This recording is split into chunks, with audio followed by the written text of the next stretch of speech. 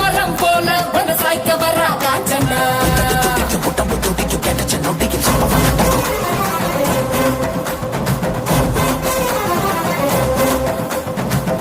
மாலைகள் கழுத்தில் உருள கண்களை பார்த்தால எவனும் மேறன அகல வேளையில் வேட்டைக்கு வரான அதிரி புதிரியாச்சு அப்பளம் போலவே எதிரி நொறுங்க அங்கவும் இங்கவும் உடல் செதற எப்பவும் எங்கவும் காணாத ராட்சசி எதிரில் வந்தாச்சு குப்பெரி